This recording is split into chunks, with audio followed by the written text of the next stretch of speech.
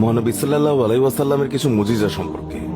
প্রখ্যাত হাদিসটি তিরমিজি শরীফ থেকে নেওয়া হয়েছে। একদিন এক ইহুদি মহিলা ইসলাম ধর্মের প্রতি অনুপ্রাণিত হয়ে ঈমান গ্রহণ করে নিল। তার একটি প্রাপ্তবয়স্কা কন্যা সন্তান ছিল। একদিন মেয়েটি আকস্মিকভাবে মারা গেল। অন্যান্য ইহুদিরা ভৎসনা দিতে শুরু করলো যে মুসলমান হবার কারণেই তোমার মেয়ে মারা গিয়েছে।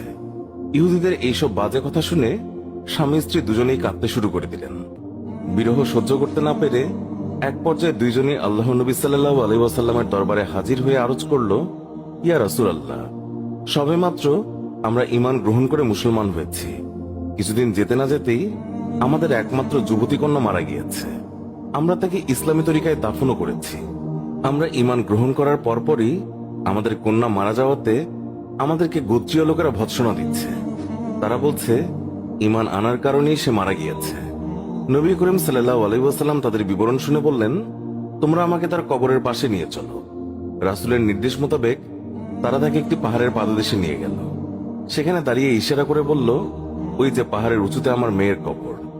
এরপর নবী করিম সাল্লাল্লাহু আলাইহি ওয়াসাল্লাম নিচে দাঁড়িয়ে বললেন, হে আল্লাহর বান্দা। নবী করিম সাল্লাল্লাহু আলাইহি ওয়াসাল্লাম ডাকছে, তুমি বেরিয়ে এসো। নবীজির এই কথা শুনে সাথে সাথে কবর চিরে মেয়েটি বেরিয়ে এলো এবং ছুটে গিয়ে মা বাবার সঙ্গে সাক্ষাৎ করল। নবী করিম সাল্লাল্লাহু আলাইহি ওয়াসাল্লাম কবর থেকে বেরিয়ে আসা মেয়েটিকে বললেন, বলো, তুমি যেখানে ছিলে সেখানে যেতে চাও নাকি মা বাবার সঙ্গেই থাকতে চাও?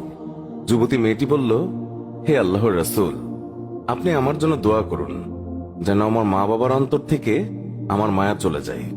তারা যেন আমার জন্য কান্নাকাটি না করে। আমি আমার স্থানে চলে যেতে চাই, কারণ আল্লাহ তাআলাকে আমি আমার মা বাবার চেয়ে অধিক ভালো পেয়েছি। হে আল্লাহ, আপনি আমাদের সবার গুনাহ ক্ষমা করে দিন, আমিন।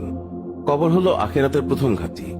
হাদিসে আছে, হযরত উসমান রাদিয়াল্লাহু তাআলা আনহু তিনি যখন কোনো কবরের পাশে দাঁড়াতেন তখন এমন ভাবে কাঁদতেন যে নিজের দাড়ি মুবারক ভিজে যেত। তাই একবার তাকে জিজ্ঞাসা করা হলো, আপনি জান্নাত এবং জাহান্নাম স্মরণ করে এত কাঁদেন কেন? যতটুকু কাঁদেন কবর দেখে, এর কারণ কি? তিনি বললেন, রাসূলুল্লাহ সাল্লাল্লাহু আলাইহি ওয়াসাল্লাম বলেছেন, কবর হচ্ছে আখিরাতের প্রথম ঘাঁটি। এখানে যদি কেউ রক্ষা পেয়ে যায় তাহলে পরবর্তী সব ঘাঁটি তার জন্য সহজ হয়ে যাবে। আর এখানে যদি কেউ রক্ষা না পায় তাহলে পরবর্তী সব ঘাঁটি তার জন্য খুব কঠিন হবে। তিনি আরো বললেন, রাসূলুল্লাহ সাল্লাল্লাহু আলাইহি ওয়াসাল্লাম বলেছেন, মিরাজের রজনীতে আমি যত ভয়াবহ দৃশ্য দেখেছি তার মধ্যে কবরের আযাবই হচ্ছে সবচেয়ে ভয়াবহ।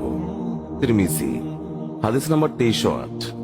কবরের আযাব সম্পর্কে অসংখ্য অগণিত আয়াত এবং হাদিস রয়েছে যা থেকে স্পষ্ট বোঝা যায় কবরের আযাব সত্য।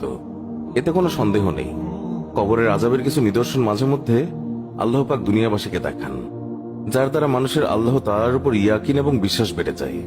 যেমন শাইখুল হাদিস আল্লামা জাকারিয়া রাহমাতুল্লাহ আলাইহি ফাজায়েলে আলম কিতাবে একটি ঘটনা উল্লেখ করেছেন, যে এক ব্যক্তি তার এক আত্মীয়কে কবর দিতে যেয়ে টাকার থলি কবরে ভুলে ফেলে আসে।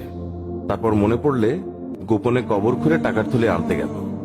গিয়ে দেখে কবরের মধ্যে দাউ দাউ করে আগুন জ্বলছে। এই আগুনই হলো কবরের আযাব। কবরের আযাব সম্পর্কে হাদিসে অনেক ধরনের শাস্তির কথা উল্লেখ আছে। যেমন হাদিসে আছে, কবর হয়তোবা জান্নাতের বাগান সমূহের মধ্যে হতে একটি উল্লেখযোগ্য বাগান, অথবা জান্নাতের গর্ত সমূহের মধ্যে হতে একটি গর্ত।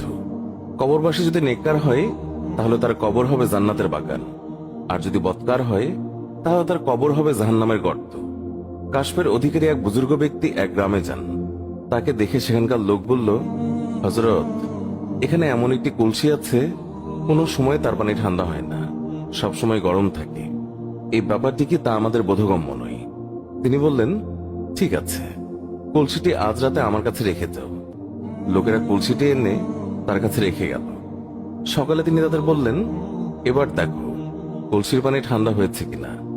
দেখা গেল পানি ঠান্ডা হয়ে গেছে।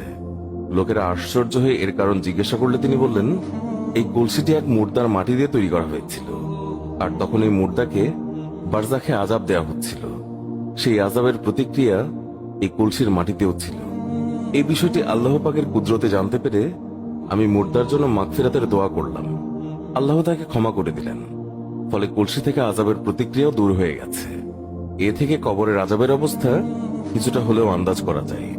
কবরে আযাবের সাপের কথা বর্ণনা দিয়ে একটি হাদিসে বর্ণিত হয়েছে, রাসূলুল্লাহ সাল্লাল্লাহু আলাইহি ওয়াসাল্লাম বলেছেন, পাপীদের শাস্তি দেওয়ার জন্য কবরে এমন এক বিষাক্ত সাপ নিযুক্ত করা হবে যে সাপের বিষ তো দূরের কথা, যে সে যদি দুনিয়া